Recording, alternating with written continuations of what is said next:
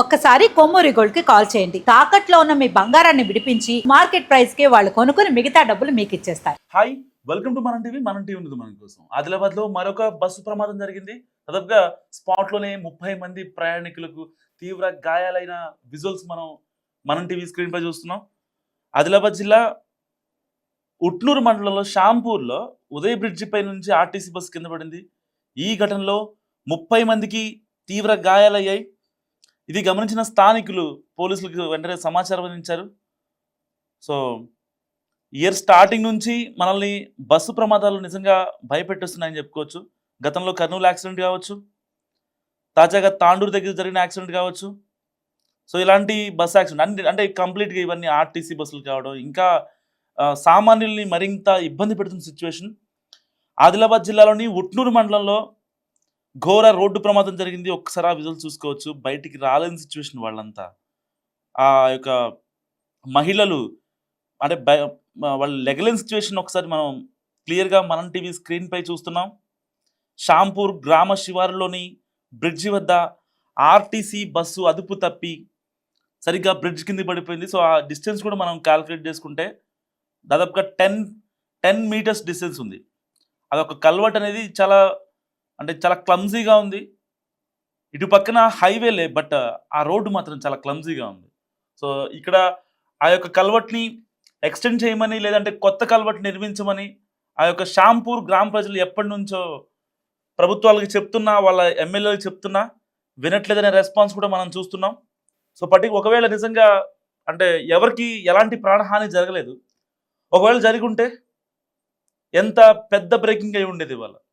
నిజంగా మంత్రులు వీళ్ళంతా వెళ్ళి పరామర్శించడం, లేకపోతే వాళ్ళ బాధిత కుటుంబాలకు మేము ఉన్నామనే హామీని ఇవ్వటం, ఇలాంటివి మనం చూస్తాం తప్ప కనీసం అంటే అట్లీస్ట్ ప్రజా దర్బార్ కావచ్చు ఇలాంటివి పెడతా ఉంటారు. కాంగ్రెస్ గవర్నమెంట్ కావచ్చు, అక్కడ గతంలో ఏ ప్రభుత్వాలు ఉన్నా సరే ఇలాంటి ప్రజల దగ్గర నుంచి వినతులు తీసుకునే కార్యక్రమం జరుగుతూ ఉంటాయి. అలాంటి సమయాలలో దాదాపుగా 50 టైమ్స్ ఈ షాంపూర్ బ్రిడ్జ్ గురించి ఎక్స్టెండ్ చేయండి అని చెప్పి వీళ్ళు ఇచ్చినా కూడా కనీసం ప్రభుత్వాలు పట్టించుకునే పరిస్థితి. గత 10 ఏళ్ళు పాలించిన బీఆర్ఎస్ కావచ్చు అండ్ ఇప్పుడున్న కాంగ్రెస్ గవర్నమెంట్ కావచ్చు. సో ఒక రకంగా ఇది ప్రభుత్వాలు తప్ప లేకపోతే డ్రైవర్ తప్పిదమ్మా. డ్రైవర్ ఆల్రెడీ ఆసిఫాబాద్ నుంచి బయలుదేరాడు, ఆదిలాబాద్ వైపు ఉట్నూరు వైపుగా బస్సు వస్తుంది. సో ఎంత ఇది కాదనుకున్నా నిజంగా ఆర్టీసీ బస్ డ్రైవర్లు అనేవాళ్ళు చాలా సేఫ్గా తీసుకెళ్తారు. సరే, ప్రమాదాలు అనేవి కొన్ని మనకి చెప్పి రావు, అనుకోని సంఘటనే నిజంగా ప్రమాదం అనుకోవాలి. సో ఇలాంటి నేపథ్యంలో వాళ్ళు చాలా స్ట్రిక్ట్గా ఉంటారు. వాళ్ళకి ఇంట్లో పెళ్ళాం పిల్లలు ఉంటారు. సో జాగ్రత్తగా వెళ్ళాలనే ఒకటి ఉంటుంది. రీసెంట్గా మనం చూసాం, ఒక తాండూరు సంబంధించిన బస్ డ్రైవర్ రీల్స్ చూస్తూ బస్సు డ్రైవ్ చేస్తున్నాడనే ఒక్క రీజన్తో తను సస్పెండ్ చేయడం జరిగింది. ఈవెన్ తను ప్రాపర్ ఎక్స్ప్లెనేషన్ ఇచ్చి లేదు ఇంకొకసారి చేయను, పెళ్ళాం పిల్లలు ఉన్నారు అని చెప్పినా కనీసం వాళ్ళ డిపో మేనేజర్ యాక్సెప్ట్ చేయలేదు అతని రిక్వెస్ట్ని. సో అంత స్ట్రిక్ట్గా ఉంటారు. బస్సులు కూడా ఈవెన్ కండిషన్లో ఉంటాయి. ఒక రకంగా ఇదే ప్లేస్లో ఒకవేళ ప్రైవేట్ ట్రావెల్స్ బస్సు కనుక ఉంటే ఒకసారి మనం చూసుకోవచ్చు విజువల్స్లో మనం. సో అదే స్పాట్లో అంటే ఆ 10 మీటర్స్ డిస్టెన్స్లో కనుక ఒకవేళ ప్రైవేట్ ట్రావెల్స్ బస్సు ఉంటే జస్ట్ ఇమాజిన్, అసలు దగ్ధం అయిపోయేది. ఒక్కళ్ళు కూడా ప్రాణాలతో బతికేవాళ్ళు కాదు. ఇంకా అంటే ఒక రకంగా సేఫ్ అని చెప్పుకోవచ్చు. ఎందుకంటే ఎవరు చనిపోలేదు, ఎవరికి ఎలాంటి ప్రాణ నష్టం జరగలేదు. దాదాపుగా ఆ స్పాట్లో 30 మంది ప్రయాణికులు ఉన్నారు. సో ఎవరైతే గాయపడిన వాళ్ళందరినీ కూడా ఉట్నూరు ప్రభుత్వ ఆసుపత్రికి తరలించి వాళ్ళకందరికీ చికిత్స అందిస్తున్న పరిస్థితి. సో ఆసిఫాబాద్ డిపోకు చెందిన బస్సు ప్రమాద ఘటనపై ఇప్పటికే మంత్రి పొన్నం ప్రభాకర్ తీవ్ర విచారం వ్యక్తం చేశారు. అండ్ ఆర్టీసీ ఎండి నాగిరెడ్డితో మంత్రి పొన్నం ఫోన్లో మాట్లాడారు. ఎందుకంటే వాళ్ళ క్యాబినెట్ మీటింగ్ ఉంది. సో స్పాట్కి వెళ్ళని పరిస్థితి మంత్రి పొన్నం ప్రభాకర్. సో మరికొద్దిసేపట్లో సీఎం రేవంత్ రెడ్డి అధ్యక్షతన క్యాబినెట్ మీటింగ్ జరగబోతుంది. సో దీనికి సంబంధించి ఆయన వెళ్ళలేని పరిస్థితి. అండ్ షాంపూర్ బ్రిడ్జ్పై ఒక రకంగా ప్రొటెక్షన్ వాల్, దీన్ని మనం అండర్లైన్ చేసుకోవాల్సిన ఇష్యూ.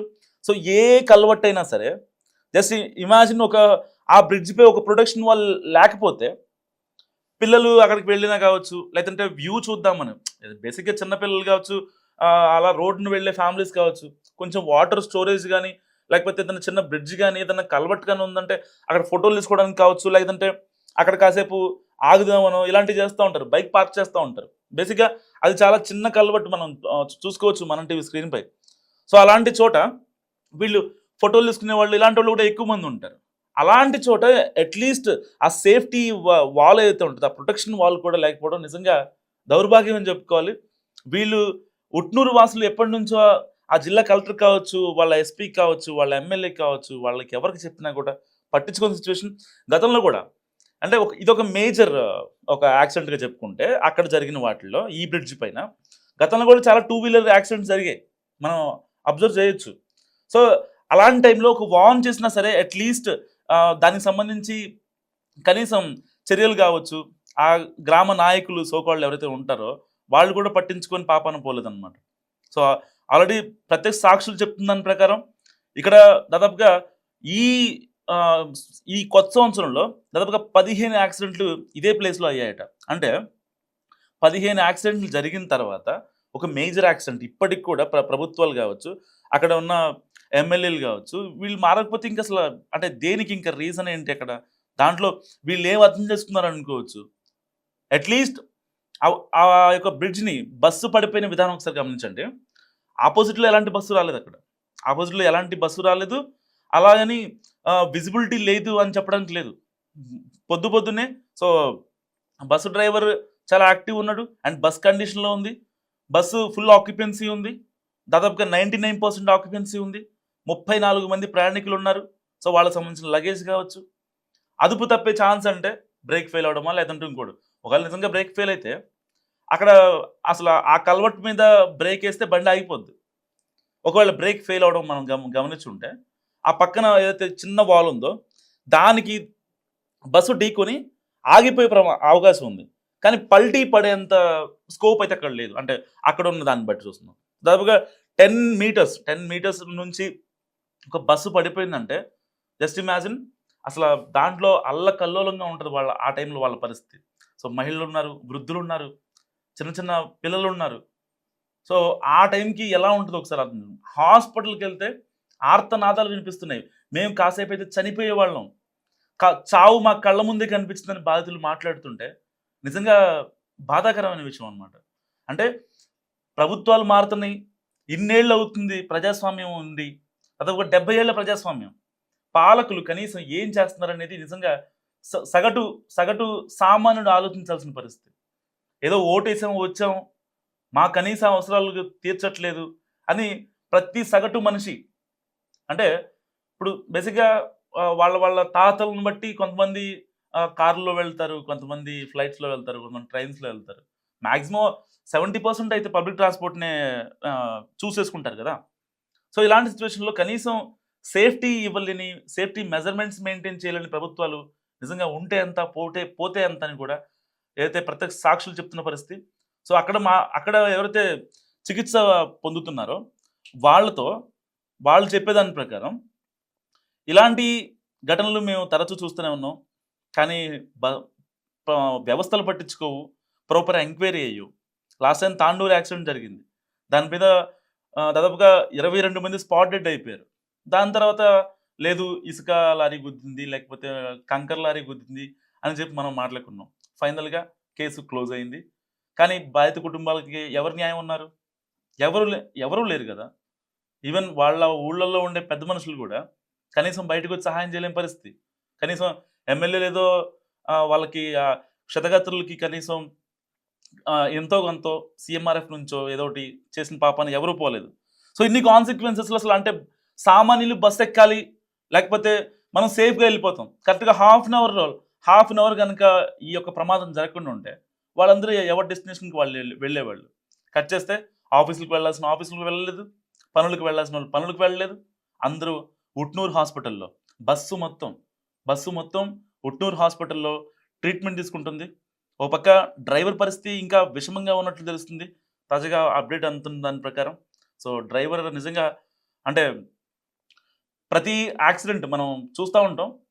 ఏ బస్ యాక్సిడెంట్ అయినా, ప్రైవేట్ ట్రావెల్స్ బస్ యాక్సిడెంట్ అయినా, లేకపోతే అందులో స్పాట్ డెడ్ అయినా, ఇప్పుడు నేపాల్‌లో కూడా ఒక భారీ బస్సు ప్రమాదం జరిగింది. దాదాపుగా 20 మంది వెళ్తున్న బస్సు, కాట్మాండ్ వెళ్తున్న బస్సు అది డైరెక్ట్‌గా నదిలోకి వెళ్ళిపోయింది అదుపు తప్పి.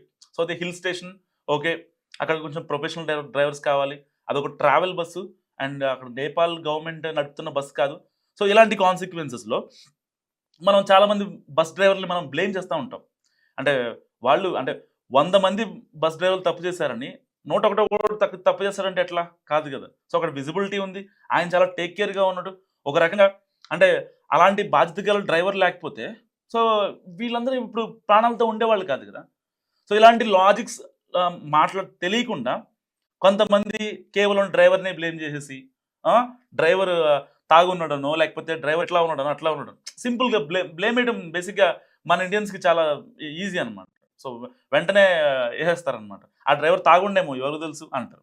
కానీ అతను పడే బాధ, అతను ఆ టైంకి 30 మందిని కాపాడాలన్న తపన ఎవరు ఎవరు తెలుసుకుంటారు? ప్రాపర్ ఒక ఎంక్వైరీ జరిగితే తెలుస్తేమో. సరే ఎంక్వైరీ జరిగినా అందరికీ తెలియదు కదా. ఇప్పుడు ఈ యాక్సిడెంట్ గురించి అందరం మాట్లాడుకుంటూ ఉంటాం. చాలామంది కామెంట్స్ పెడతా ఉంటారు. బస్ యాక్సిడెంట్ అయింది కేవలం ఈ డ్రైవర్ వల్లే అని. కానీ వాళ్ళు పడే బాధ నిజంగా ఎవరు అర్థం చేసుకుంటారు? సో అంటే ఒక ప్రాపర్ ఎంక్వైరీ జరిగితే అసలు ఏం జరిగిందని తెలిసే అవకాశం ఉంది. ఈ ఆదిలాబాద్ బస్ ప్రమాదం గురించి మీరేమనుకుంటున్నారు? మస్ట్ కామెంట్ చేయండి. చూస్తూనే ఉండండి మనం టీవీ.